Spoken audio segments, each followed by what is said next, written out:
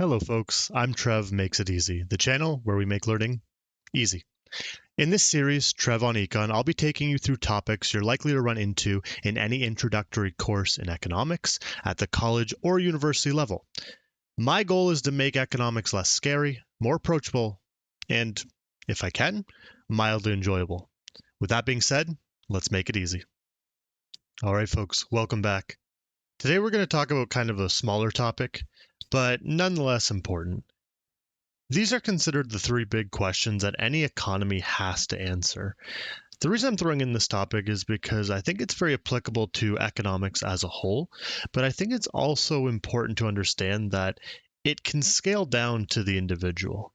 We're going to talk about this through both the economic size issue as well as the individual sized issue. So our first question is, again, they're all going to be quite simple, is what are you going to produce? And this deals with exactly what it says. It asks the question, what are you going to produce? Now, an economy has to do this, right? If we think about the country of Canada, whatever country you're watching from, right? You need to figure out what my economy is going to make. And that can be based on a bunch of things, right? It could be based on the skills of the population.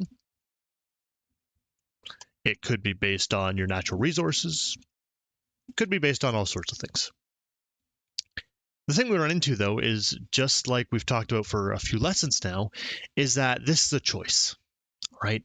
And one of those drawbacks is that once we make a choice, we're necessarily giving things up. In fact, this goes back to the trade-off issue we talked about a few lessons ago. The idea that, well, what happens if I choose to make, lumber in Canada? Well, if I'm making lumber in Canada, then I'm committing labor, I'm committing machines, I'm committing time, effort, energy, money, all that good stuff to procuring lumber. That means that those resources can't be used elsewhere, right? So that decision, again, it opens one door, but it closes a lot of other ones. For us as individuals, this kind of builds into the question I think everyone hates to be asked, but this is the what do you want to do with your life, right? What do you want to be when you grow up? What is the career you're trying to do? And if you're just starting post-secondary, college, university, or maybe you're in high school trying to prep, or maybe you're later in life even, this question tends to bring people stress. And a lot of that is because once you kind of pick a path, you do tend to have to close some other doors, right? Consider most post-secondary programs. You pick a stream or you pick a discipline or an area that interests you. But as you go into that area, you're narrowing your focus and you're saying, okay, I'm going to commit my education, my time, my money into pursuing this topic. So that means if you're studying business, you're probably not also studying biology and then construction and then pure mathematics and design. You have to pick and choose, right? Again, trade-offs. In fact, you could also build in the idea of opportunity cost here. When you choose to do, let's say, a business program like you might be doing now, maybe your opportunity cost was whatever was most important to you besides that. Maybe you also were considering going to med school, or maybe you were considering just going to the workforce, right? Remember, whatever was most valuable to you, that is your opportunity cost. So we have to engage with these trade-offs and opportunity costs to basically answer the idea of what are we going to produce. Now, the next question we have to answer is how are you going to produce it? This looks at, well, we've kind of set a goal in mind. We have the what, which is where we want to get to. But now it's the question of what path do we travel to get there, right? So again, at the economy level, again, maybe we're looking at procuring lumber. Well, I need to figure out, okay, how many people do I have to hire? What sort of machines do I need? How many machines? Where is this going to be performed? What kind of wood do I need to gather? There's so many questions about the journey to your destination, which is the production. Now for you, again, the question becomes the same. You've, let's say, decided you're going to do a business program, right? How are you going to produce that? How are you going to get there? Well, again, there's lots of possibilities.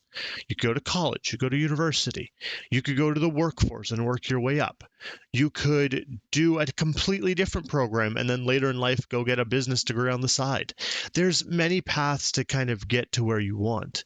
And yeah, some are better than others, and there is probably an optimal path or a best path, but that's highly individualized, and there's so many variables to consider that you're probably not going to get the best of everything. And then it becomes up to you to say, with the information I have, what am I able to achieve? Am I able to pick the best thing for me? Or at least as close as possible. Again, the best is a very arbitrary target, and you're probably not going to hit it. But having that best in mind and still trying to aim for that, that's usually a best case scenario. This one's interesting because we see it in a lot of places, and there's a lot of ways to do anything. In fact, I would argue that of the three big questions, this is probably the most difficult to answer just because the options are so much more numerous than other things, right? With what you're going to produce, again, probably a lot of things, hundreds of thousands, millions, hundreds of millions, I don't know. But the thing is then if you take all those things and say, well, there's now numerous paths to get to each of those things, you can end up with a lot of possibility. So this is where I think a lot of people get stuck on, and it's where a lot of our efforts need to be in order to optimize and make the best solutions we can. Now, the final one's kind of an interesting one, and it's one I think we often forget about. And this is, who is going to get what you produce? Right? So we figure out how we're going to get there. We figure out what we're going to get. And now the question is, well, we've made this thing or we've completed this thing. Who gets it? Right? So in Canada and most countries, it's based on something like price, right? We operate under a very simple system, which is I put a price on a thing. If people want this thing and are willing to pay that price, they can have it. Otherwise, they just don't buy it or they can't have it, whatever the case may be. So price is a really good way to distinguish who gets what. Now, that's not the only way. It's probably the most popular way, but there's other ways to divvy out resources or products. We could have a lottery, right? Put everyone's name in a hat, randomly draw someone, and that person gets the thing. Maybe a competition like in sports, right? Technically, you can't buy the trophy. Now, that's arguable because, again, you could buy the best players, but at the end of the day, it's about that competition, right? Whoever is the better team and wins the series, tournament, whatever the case may be, they get the product, all right? We could also get into things like auctions, right? Auctions are weird. They're where you say, I have this item, but I'm not going to tell you the price. You tell me what price you're willing to pay, but everyone else is going to do it, and I'm only selling it to whoever gives me the highest price. There's actually a very small subset, or a pretty large subset, honestly, around things like auction theory and this question right here, because it does have a lot more depth than I think people give it credit for. Now, you also will have to answer this question, right? You're going to go do your business program or whatever program you're in, or just whatever career you choose. And eventually you're going to have to decide, well, who gets that? Who gets my skill set, my time, my labor, my experience, right? Now, when you're just starting out, you might be a little less picky, right? You might be in the position where you're like, hey, if you're willing to pay me and give me a job, I will take it. I've been there. But as you get further on in life, you have more concerns. What about location? What's the work culture like? What's the work-life balance like? Will I be able to support my kids, my partner, my family?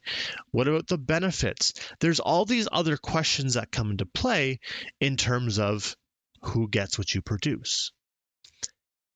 Now, like I said, I like this lesson because, again, it shows the scalability of economics. The idea that a lot of these principles do apply to entire countries, but we can also boil them down to the individual as well and realize we're not so different.